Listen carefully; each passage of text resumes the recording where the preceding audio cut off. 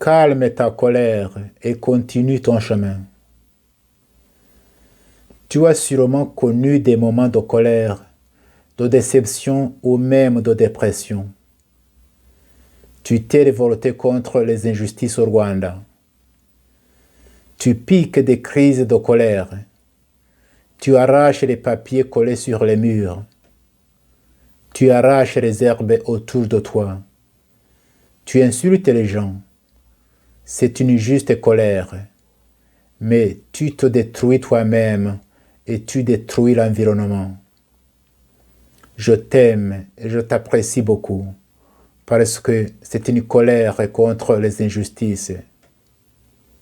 Je te comprends et je t'aime. Mais calme-toi, calme-toi. Répare ce que tu as brisé dans ta colère. Réconcilie-toi avec ce que tu as insulté et éclaboussé. Fais la paix dans ton cœur. Ne regrette pas d'avoir été en colère. C'est normal et c'est beau. Il se peut que ta colère a éveillé les consciences endormies. Seulement fais attention. Le diable peut utiliser ta colère, non pas pour rétablir la justice que tu cherchais, mais plutôt pour créer du chaos et du désordre dans tes relations. Prions le Seigneur de transformer nos colères en d'autres forces plus positives, plus pénétrantes, plus convaincantes. Soyez bénis et à demain. Je me souviens, il y a 25 ans, nous étions réunis dans une ville appelée Detmold en Allemagne. Nous étions des Hutus, des Tutsis et des Européens qui avaient vécu au Rwanda et qui connaissaient bien le pays. Il y avait parmi nous des religieux, des pasteurs, des prêtres et des laïcs. Nous avions passé toute une semaine dans une communion de prière et de partage fraternel. Mais le soir du dernier jour de notre rencontre, nous avons vécu quelque chose d'extraordinaire. Les Tutsis qui étaient venus du Rwanda, quelques-uns étaient même nos amis, on se connaissait très bien, ils nous ont raconté leur calvaire pendant les génocides. Mais ils disaient tout cela dans un ton fraternel, sans haine ni rancune. Lorsqu'ils nous racontaient l'hommage qui a été fait à eux et à leur famille, les Hutus qui étaient là furent pris de pitié et de compassion.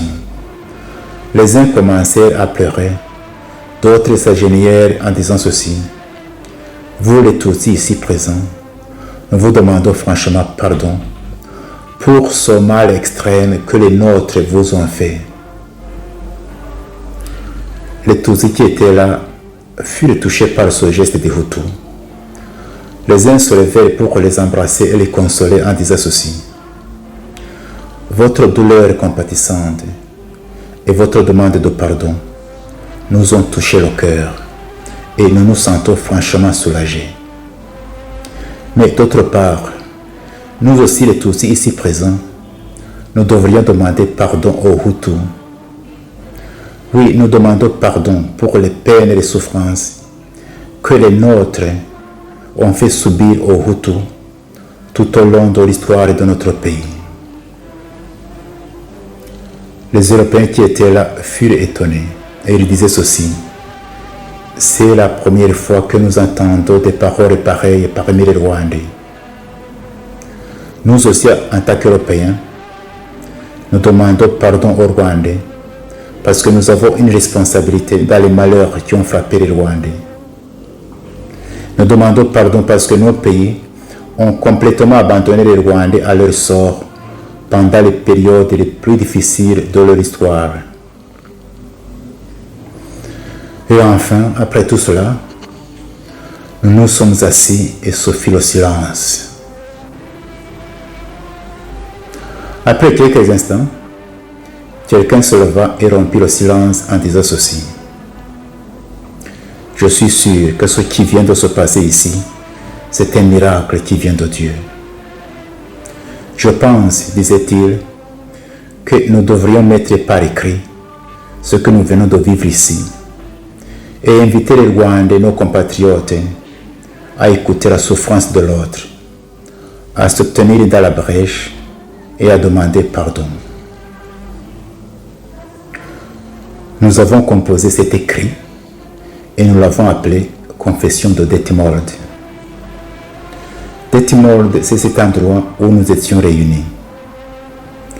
Vous pouvez trouver cette confession traduite en plusieurs langues sur son site confessiondedetmold.com ou sur la chaîne YouTube Dr Fulgence Loïza. Parmi les gens qui ont signé cette confession, quelques-uns sont morts. Mais je ne doute pas que le Seigneur, notre Père commun, les a reçus dans son royaume éternel.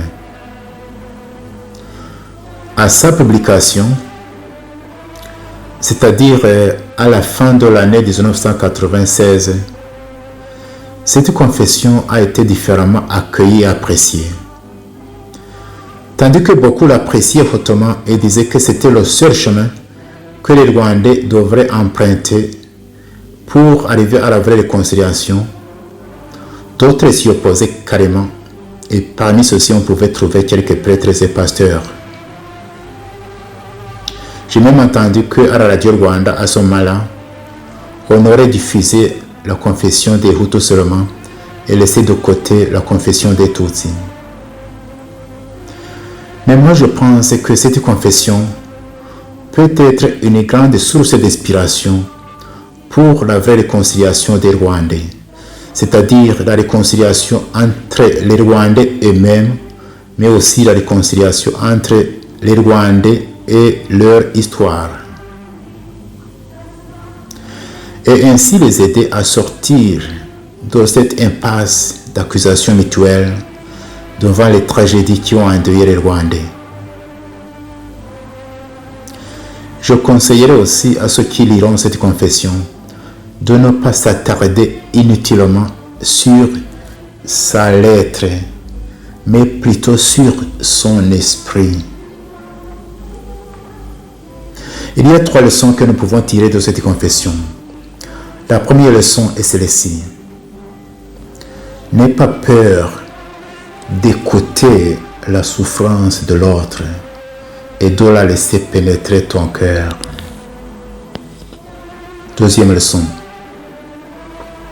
N'aie pas peur d'exprimer tes propres souffrances, tes peines, tes peurs, mais alors sans haine ni rancune. Troisième leçon. N'aie pas peur de demander pardon à ce que tu as fait souffrir. Et si par hasard tu vis avec les victimes dont les bourreaux sont morts, et si d'autre part tu as des liens quelconques, réels ou perçus, proches ou lointains, avec ces bourreaux, n'aie pas peur de te tenir dans la brèche et de demander pardon. Comme ça, d'une façon presque miraculeuse, tu vas soigner beaucoup de blessures des Rwandais, des blessures du présent et du passé. Comme cette année, cette confession va célébrer son 25e anniversaire, je viendrai chaque jour tout au long de cette année sur cette chaîne pour voir voies et moyens de bâtir un Rwanda où il fait beau de vivre pour tous les enfants du Rwanda.